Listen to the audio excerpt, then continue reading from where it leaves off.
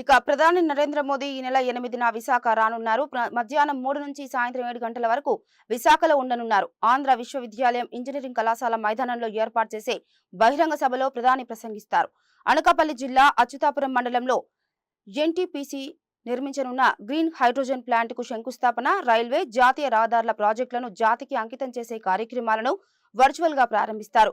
మోదీ పర్యటన నేపథ్యంలో అధికారులతో కలిసి సమీక్ష నిర్వహించినట్లు అనకాపల్లి ఎంపీ సీఎం రమేష్ తెలిపారు. ఎందుకంటే ఈ కూటమి ప్రభుత్వం ఏర్పాటైన తర్వాత మొట్టమొదటిసారిగా ప్రధానమంత్రి గారు ఆంధ్రప్రదేశ్ వస్తున్నారు. ముఖ్యంగా అనకాపల్లి జిల్లాలో ప్రోగ్రామ్స్, ఒకటి నక్కపల్లి ఫార్మా ఎస్ఈజెడ్ ఫౌండేషన్, రెండవది ఎన్టీపీసీ హైడ్రోజన్.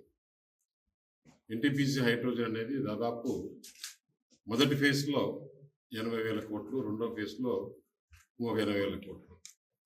అంటే మనం ఎస్పీజెడ్ ఇన్ఫ్రాస్ట్రక్చర్ కేంద్ర ప్రభుత్వం దాదాపు 2,000 కోట్లతో ఇన్ఫ్రాస్ట్రక్చర్ చేస్తుంది. ఆ ఇన్ఫ్రాస్ట్రక్చర్ అయిన తర్వాత ప్రపంచంలో ఉండే ఫార్మా ఇండస్ట్రీస్ అన్నీ కూడా ఇక్కడికి వచ్చేదానికి